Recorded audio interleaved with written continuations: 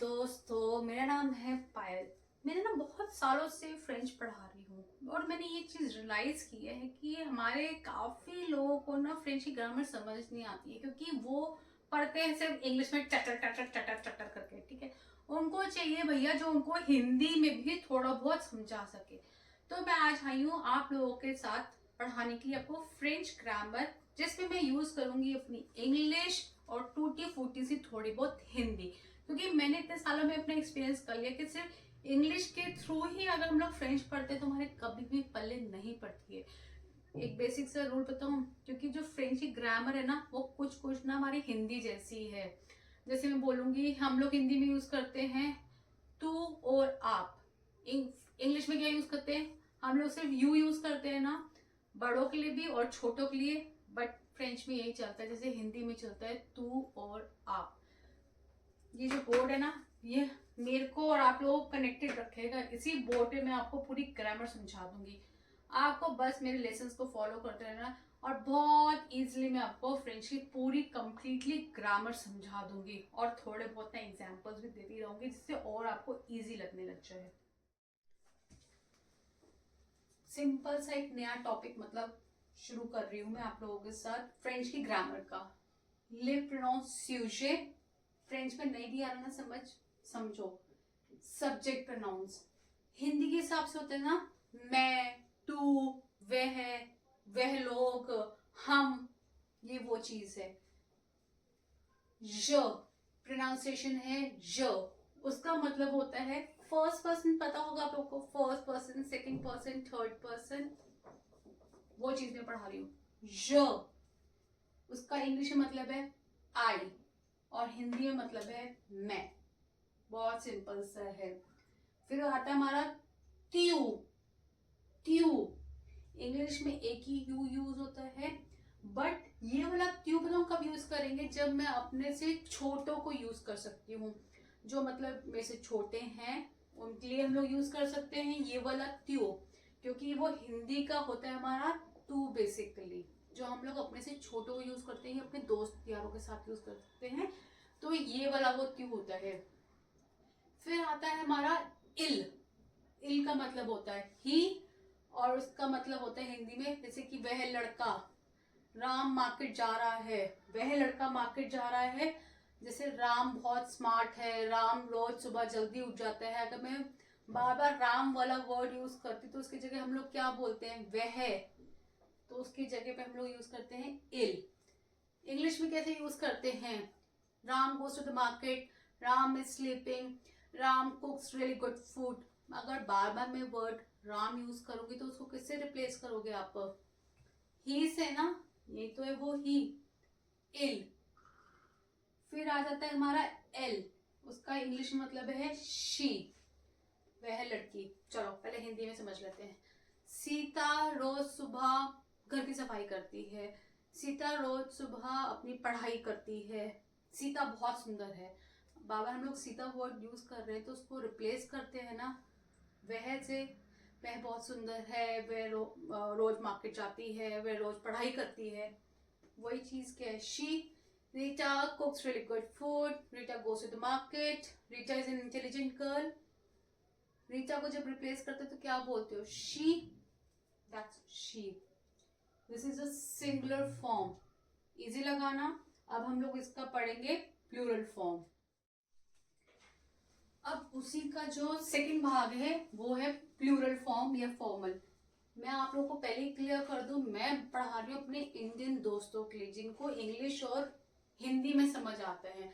देखो भाई, फॉरेन जो फॉरेनर्स होते हैं या फ्रेंच के लोग होते हैं या जो दूसरी मतलब कंट्री के लोग होते हैं, वो इंग्लिश में आराम से इजीली समझ लेते हैं। मेरा जो है मेरा जो मोटो है पढ़ाने का, मेरे को अपने इंडियन ओरिजिन के जो भाई बहन है उनको समझाने का है।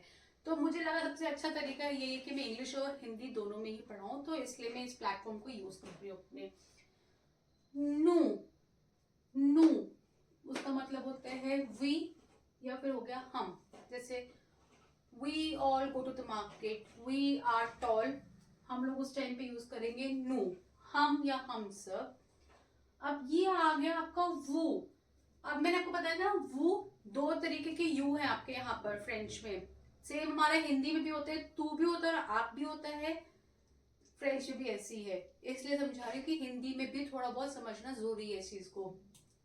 वो मैं कब यूज करूंगी, एक तो किसी को रिस्पेक्ट करना है, जिसको मैं फर्स्ट टाइम मिली हूँ उसको रिस्पेक्ट करना है, या जो अपने से जो बड़े हैं उसके लिए जो हम लोग यू करेंगे ना, वो ये वाला वो यूज करेंगे।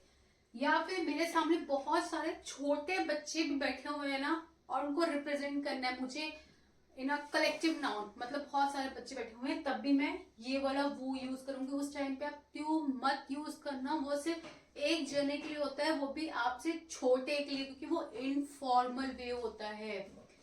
इसका मतलब हो गया आप, या आप सब, या आप लोग जो मेरे सामने बैठे हुए हैं, आप क्या कह रहे हैं, आप क्या करना चाहते हैं, आप सब क्या करना चाहते हैं, आप सबको मेरी आवाज पहुंच रही है ना, ये उस टाइम पे ये वाला वो यूज करना है आप लोगों ने।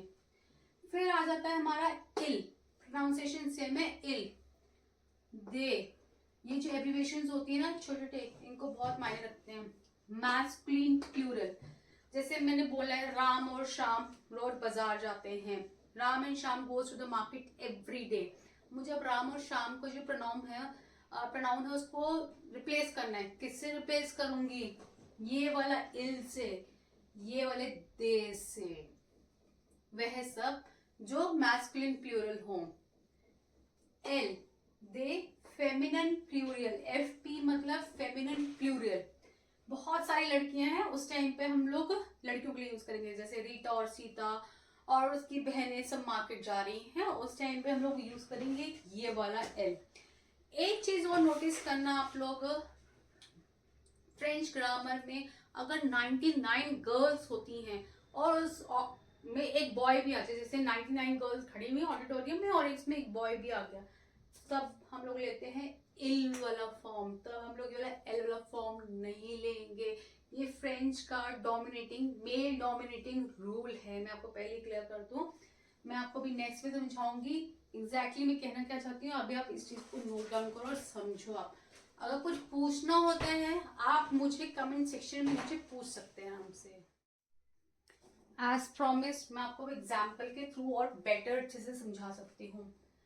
जैसे मैंने लिखा है राम इज हैंडसम, फ्रेंच में नहीं आ रहा समझ, कोई प्रॉब्लम नहीं है, आगे आपको वैसे ही समझ आने लग जाएगा, बस अभी बेसिक बेसिक ना रूल समझ लेना, ये इतना मेरे को हेल्प कर देना आप लोग। Ram is handsome, Ram likes the ice cream. अब मेरा वर्ड बाबा राम रिपीट हो रहा है, तो इंग्लिश में भी हम लोग ही से रिप्लेस करते हैं ना, मैं वही कर रही हूँ यहाँ पर। राम की जगह मैंने लिख दिया इल, क्योंकि वो बॉय सिंगुलर था। He is handsome, he likes the ice cream. फिर आती है गर्ल के बारे में, कैरोलिन ए बेल, मैंने लिखा है कैरोलिन इज ब्यूटीफुल। कैरोलिन एक लड़की है, तो मैं उसको किससे रिप्लेस करूंगी, एल से, मतलब शी से, शी इज ब्यूटीफुल। फिर आता है हमारा वन बॉय, मतलब बहुत सारे बॉयज भी हैं, सारे बॉयज हैं, उसको किससे रिप्लेस करेंगे, इसमें एग्जांपल दिए सिंपल सा, Ram and Shyam are handsome. मुझे अब रिप्लेस करना था राम एंड श्याम को, तो मैं किससे रिप्लेस करूंगी, दे, जो मैस्कुलिन सिंगुलर होगा हमारा। फिर आता है बहुत सारी लड़कियां ही लड़कियां, वहां पर गर्ल पावर है। रीता एंड सीता, एक सिंपल सा जो बचपन का हमारा एग्जाम्पल होता है वो लिया। Rita and Sita are beautiful, भैया वो है ब्यूटीफुल, तो मैंने कौन सा लिया, एल, फेमिनिन प्लूरल। एल सॉ बेल, दे आर ब्यूटीफुल, जो फेमिनिन प्लूरल के साथ यूज होता है। अब आती है असली कहानी, बहुत बच्चे कंफ्यूज होते हैं यहाँ पर कि मैम एक बॉय और एक गर्ल है तो क्या यूज करेंगे, हम यूज करते हैं मैस्कुलिन प्लूरल।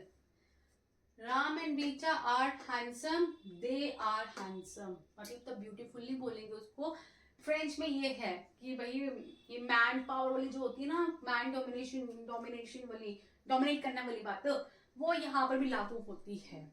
चल रहा है, चलने तो, हमें क्या करना है, हमें पढ़ाई से मतलब, हमें समझाने से मतलब है, वो मैं समझा रही हूँ कि वही जब एग्जाम्पल दीजिएगा 99 गर्ल्स होंगी और एक बॉय भी होगा, तब भी हम लोग लेते हैं फॉर्म एल वाला, जो मैस्कुलिन प्लूरल वाला होगा।